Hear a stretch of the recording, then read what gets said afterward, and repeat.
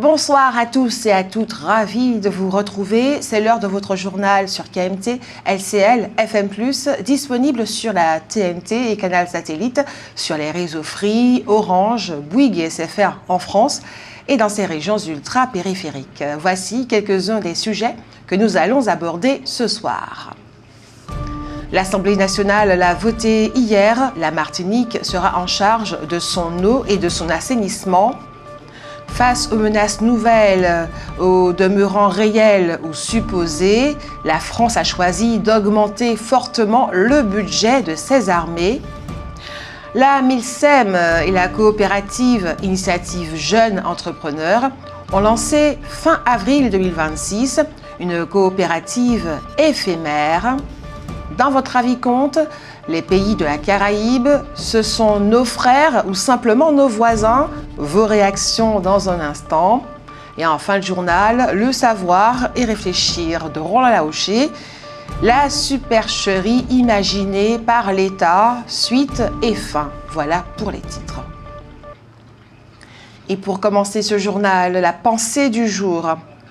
Acquérir l'esprit de démocratie, ce n'est pas changer les formes, cela nécessite un changement dans le cœur. Santé, une étude a démontré ceci.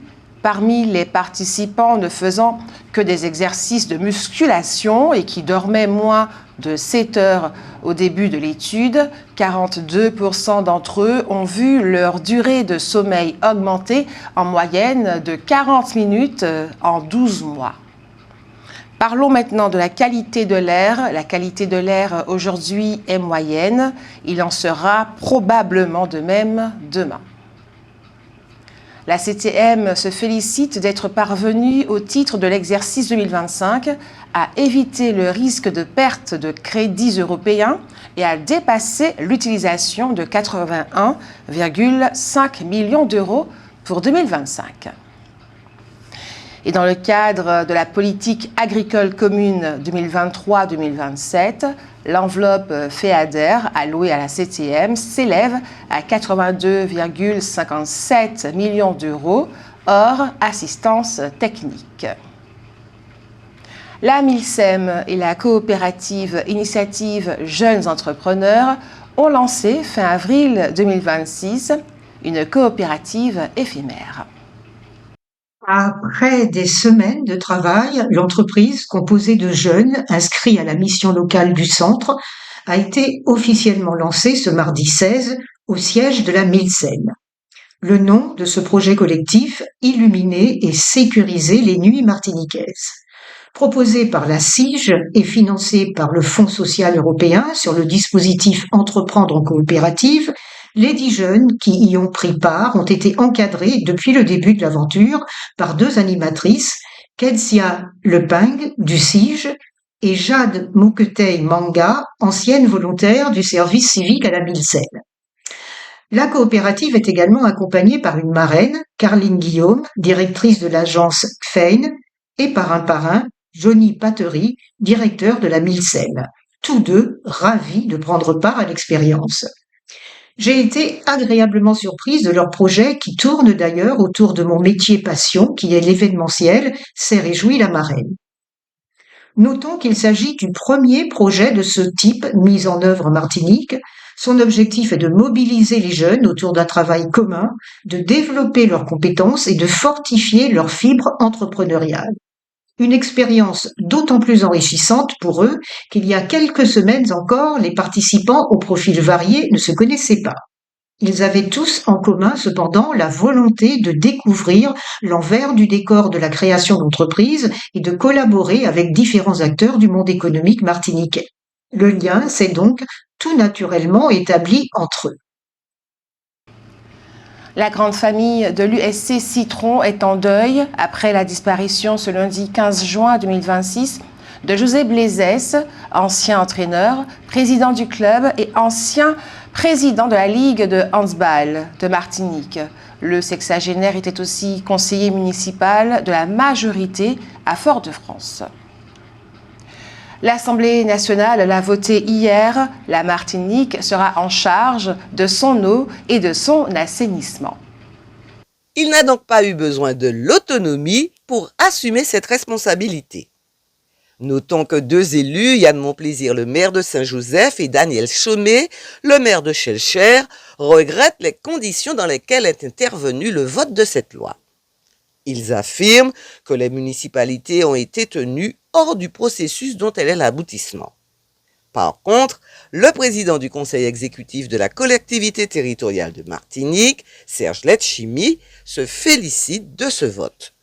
Selon lui, cette réforme vise à simplifier la gouvernance du secteur afin de répondre aux difficultés persistantes d'approvisionnement rencontrées dans plusieurs communes de l'île.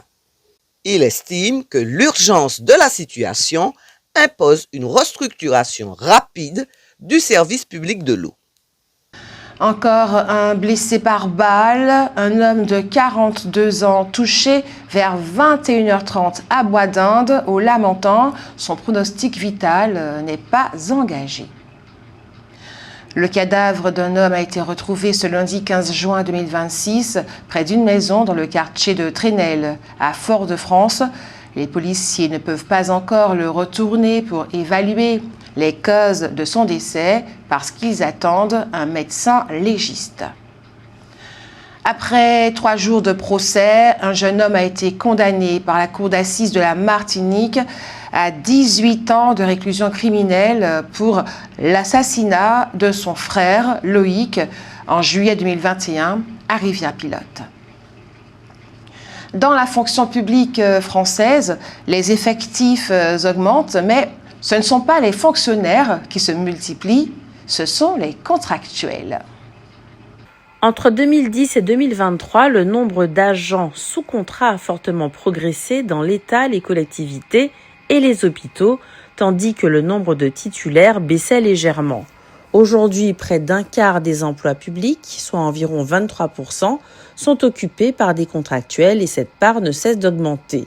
Cette évolution ne répond pas vraiment à une logique d'économie budgétaire.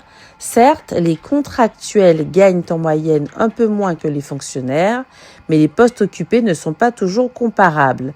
La vraie explication tient surtout au manque d'attractivité de la fonction publique, difficulté à recruter, concours qui attirent moins de candidats, vieillissement des effectifs et besoins nouveaux, notamment dans le numérique.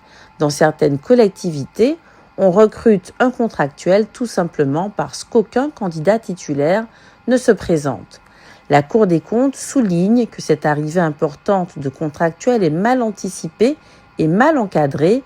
Si rien ne change, les agents sous contrat pourraient représenter autour d'un tiers des effectifs d'ici 2023, voire beaucoup plus en cas d'accélération, sans pour autant générer de fortes économies sur la masse salariale. En revanche, cette coexistence de 2 statuts dans la même équipe crée des tensions, règles différentes pour les affectations, les salaires, les perspectives de carrière et les promotions, ce qui complique la gestion quotidienne et alimente un sentiment d'injustice. Face à cette situation, la Cour invite l'administration à reprendre la main. Elle recommande de clarifier la stratégie de recrutement, d'assouplir et de moderniser les concours, de mieux reconnaître l'expérience professionnelle et d'envisager des règles communes par métier ou filière qui s'appliqueraient à la fois aux fonctionnaires et aux contractuels. Les autorités poursuivent le traitement de la pollution maritime provoquée par le naufrage du navire Urania au large des Toisilets. Le bateau, saisi dans le cadre d'une affaire de trafic de stupéfiants, a sombré le 9 juin. Une nappe d'hydrocarbures a été détectée et des moyens maritimes spécialisés ont été déployés pour limiter les impacts environnementaux. Le festival Prix de cours s'ouvre simultanément demain en Martinique, Guadeloupe et Guyane. Le concours vise à mettre en lumière celles et ceux qui créent aujourd'hui le cinéma franco-caribéen de demain. 3 sélections sont à découvrir à Madjana et à TDS pour décerner le prix du public. Face aux menaces nouvelles, au demeurant réel ou supposé, la France a choisi d'augmenter fortement le budget de ses armées. La loi de programmation militaire fixe les moyens donnés à l'armée française pour plusieurs années. Elle avait été adoptée après le début de la guerre en Ukraine. Aujourd'hui, le contexte international est encore plus tendu, surtout au Moyen-Orient. Le gouvernement a donc décidé d'ajouter environ 36 milliards d'euros à ce budget. Cet argent doit servir à renforcer plusieurs domaines.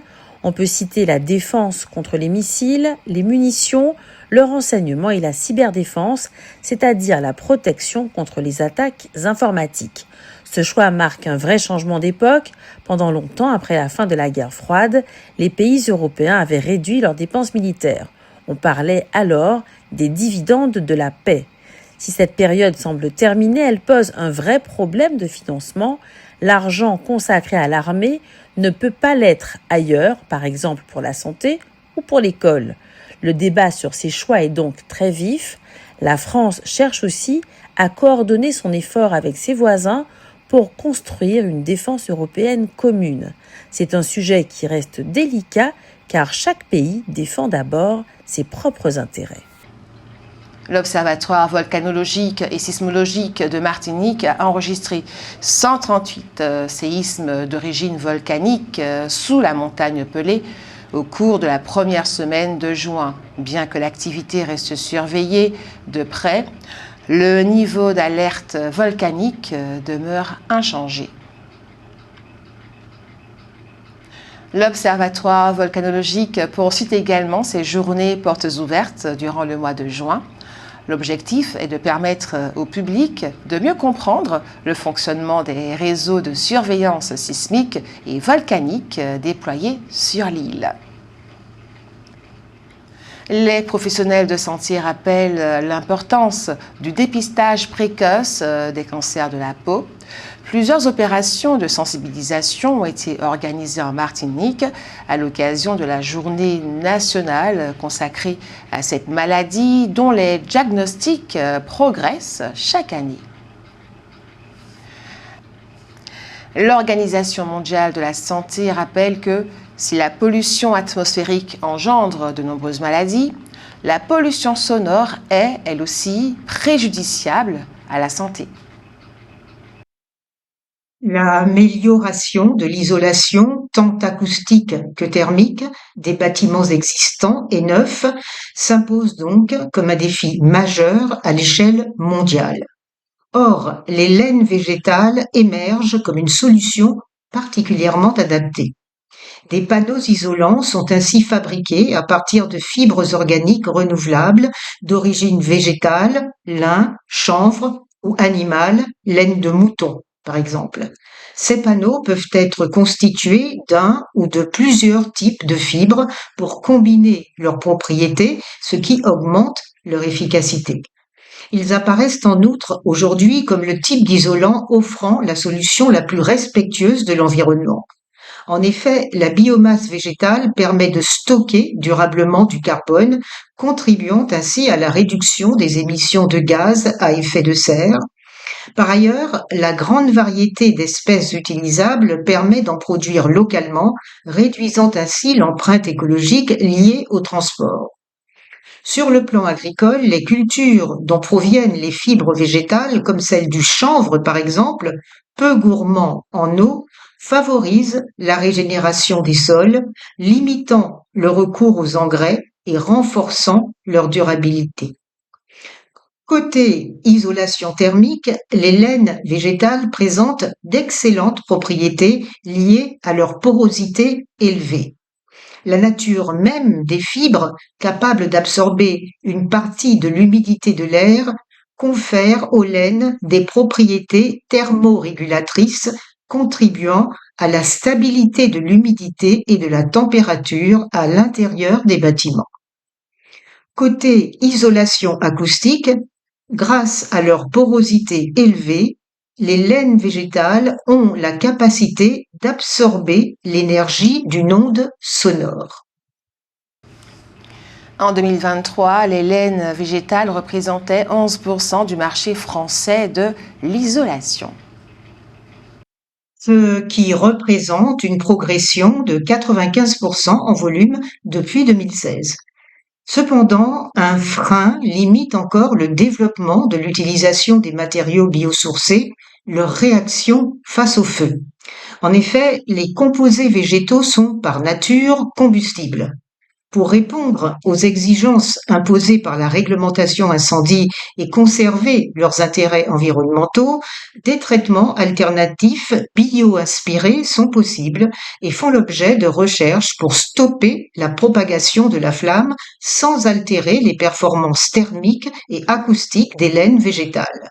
Les recherches en cours ouvrent de fait la voie à des solutions techniques directement utilisables en s'appuyant sur des méthodes peu coûteuses et adaptées à une production industrielle. Les intercommunalités martiniquaises enregistrent une présence accrue des femmes dans les exécutifs locaux.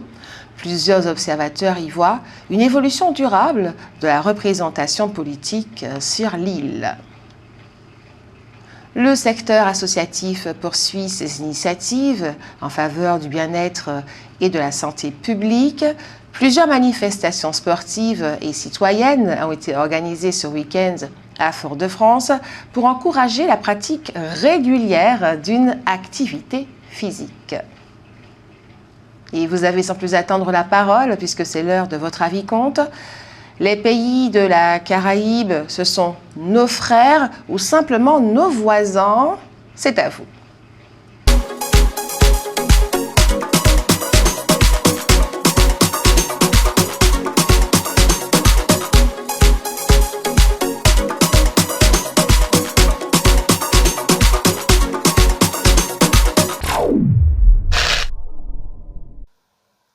Considérez-vous les habitants des îles voisines comme des frères ou simplement des voisins? Des voisins, ouais. Oui, parce que c'est les îles voisines, tout simplement. Les voisins et des frères aussi. Parce que on est originaire de la même histoire. Et puis bon, plus près l'église du clocher, comme on dit en créole. Comme des frères, parce que nous avons presque pour tous la même origine. Alors je dirais des voisins dans la mesure où personnellement je n'y ai jamais été. Pour moi ce sont des voisins. Mais dans les faits, nous sommes tous sur une île, donc ça devrait être des frères. Considérez-vous les habitants des îles voisines comme des frères ou simplement des voisins? Voisins. Des voisins.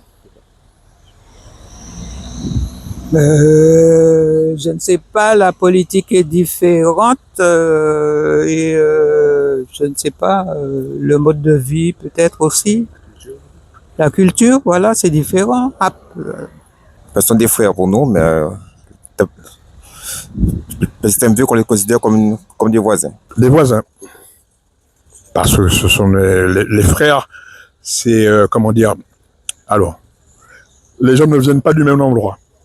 Donc ils sont pas frères, ils sont voisins. Comme des frères. Parce qu'on a à quelques différences près la même culture. C'est juste qu'on va retrouver des différences en termes de, par exemple, les langues ou on va dire au niveau de la nourriture. Mais en soi, en général, on est de la même couleur de peau. Donc voilà, ça nous rassemble.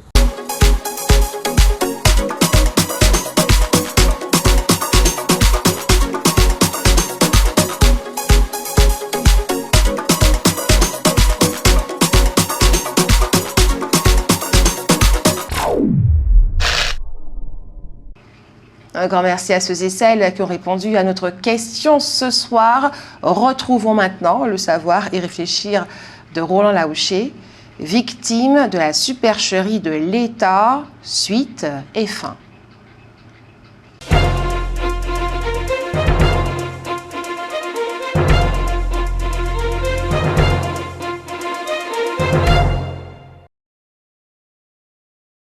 Évoquons un moment privilégié de notre histoire. Les Africains qui ont été emmenés d'Afrique aux Antilles comme esclaves et leurs descendants nés donc aux Antilles et maintenus en esclavage pendant plus de 2 siècles ont remporté une magnifique et énorme victoire au terme d'une bataille de près de 100 ans menée contre les différents gouvernements et régimes qui se sont succédés en France après 1848.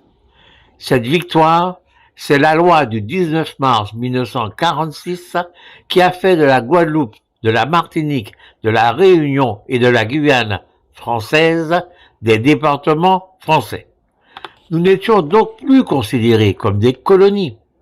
Tout semblait donc être pour le mieux dans le meilleur des mondes, jusqu'à ce qu'arrivent des générations de Guadeloupéens, de Martiniquais, de Réunionnais, de Guyanais, la poche remplie de diplômes et ayant fréquenté parfois les meilleures universités françaises, c'est-à-dire les meilleures universités du monde. On avait déjà un brillant exemple de cette réalité-là avec Aimé Césaire. Il fut donc rejoint par plusieurs générations de médecins, d'avocats, de professeurs, de fonctionnaires de catégorie A, etc., etc. Bref, des gens diplômés et parfois surdiplômés. Mais cette génération avait fréquenté sur les bancs des universités françaises des étudiants de pays africains colonisés par la France, tout comme Césaire et Senghor s'étaient liés d'amitié. Ces Antillais-là rencontrèrent donc des Marocains, des Tunisiens, des Algériens, des Maliens, des Ivoiriens, des Guinéens, etc., etc. Et tous n'avaient qu'une idée en tête, la décolonisation de leur pays. C'est ainsi que ressurgit l'idée que nous aussi, nous avions été colonisés, comme a voulu le faire croire la France pendant plusieurs siècles. Vaste supercherie. Nous l'avons déjà dit, la Martinique a été conquise par la France et peuplée de gens venus d'ailleurs. Rien à voir avec une quelconque colonisation. Mais cette supercherie, abandonnée en 1946, a été tout simplement ressuscitée par notre nouvelle élite intellectuelle qui croyait avoir découvert là sa vocation, comme l'y invitait Frantz Fanon. Chaque génération doit, dans une relative opacité, découvrir sa mission, la remplir ou la trahir. Elle décida donc de se battre pour notre décolonisation, sans se rendre compte que nous n'étions en réalité ni un pays colonisé. Nous étions en droit un département français. Et en refusant cette réalité-là, il faisait le jeu d'une France qui continuait de nous traiter en français de seconde zone, alors même que, en droit, nous étions des citoyens comme les autres. Vaste supercherie donc. Même Aimé Césaire en fut victime. Il changea en effet de combat, adoptant le mot d'ordre d'autonomie pour la nation martiniquaise, alors que tout le combat du député de la 4e République qu'il fut jusqu'en 1956 de nous faire reconnaître et traiter comme des Français à part entière. Et c'est devant l'échec de ce combat-là qu'il se convertit à l'autonomie et qu'il fut pris, lui aussi, dans le tourbillon de la décolonisation. Et sans doute le pire dans tout ça, c'est que nos ancêtres qui s'étaient battus pour la départementalisation et qui avaient gagné, disparurent d'un coup de notre mémoire, disparurent d'un coup de notre réalité. Nous n'avions plus d'ancêtres que les esclaves, et de victoire que celle du 22 mai 1848, celle qui avait déjà été gagnée par Victor Schœlcher le 27 avril. Et les seuls combats qu'il nous fallait mener, c'était soit celui qui nous éloignait un petit peu de la France, l'autonomie, ou celui qui nous en éloignait beaucoup, l'indépendance. Rien d'autre. Nous y reviendrons. Et après le savoir et réfléchir de Roland Laouché, la rubrique santé nous parle des aftes. De couleur blanchâtre et de forme arrondie, les aftes sont des petits ulcères localisés sur les muqueuses buccales. Si leur origine exacte demeure méconnue, certains facteurs ont tendance à les favoriser. Le mordillement des joues, un brossage des dents vigoureux ou encore le stress chronique qui affaiblit le système immunitaire. Autre élément déclencheur, les aliments dits aftogènes tels que les fruits urticants ou acides, les kiwis ou les ananas, ou encore les oléagineux, les noix, les noisettes ou les cacahuètes ou encore les amandes. Une carence en fer, en vitamine B9 ou B12 ou en zinc constituerait également un terrain favorable. Superficiel et bénin, ces aftes dits millaires guérissent spontanément en l'espace d'1 ou 2 semaines. Attention, ils ne doivent surtout pas être confondus avec d'autres pathologies comme l'herpès. Certes sans gravité, ces lésions éphémères des muqueuses s'avèrent néanmoins gênantes et douloureuses. Rappelons qu'en grec ancien, le mot aphte signifie brûlure. Heureusement, des remèdes permettent d'atténuer le mal et le premier geste à privilégier est une hygiène bucco-dentaire irréprochable. En cas d'inflammation, des gels gingivaux antiseptiques ou des pastilles anesthésiques à laisser fondre sous la langue sont prescrits. Et du côté des solutions naturelles, le bicarbonate de soude et le sel, en gargarisme ou à frotter délicatement sur la plaie. Ils aident à neutraliser l'acidité buccale. Voilà, c'est la fin de ce journal. Merci à vous de l'avoir suivi. Merci de votre fidélité. Ce journal a été réalisé avec la participation de Jordan Adélaïde, Jean-Michel Césaire, Jenny Georges, Alain Jean-Paul, Daniel Jazz, Jean-Baptiste Adolphe Cassandra, Sarah Verne, Hugues Blandy, Marie-Josée Joseph, Simao Laouché et Roland Laouché. Il est diffusé à 18h30, 20h, 22h et demain, 6h25. Il est également disponible en multidiffusion sur la TNT et Canal Satellite, sur les réseaux Free, Orange, SFR et Bouygues en France. Retrouvez votre journal sur notre site kmttelevision.fr. Je vous souhaite une agréable soirée. Prenez soin de vous. Je vous dis à demain et que Dieu garde la Martinique.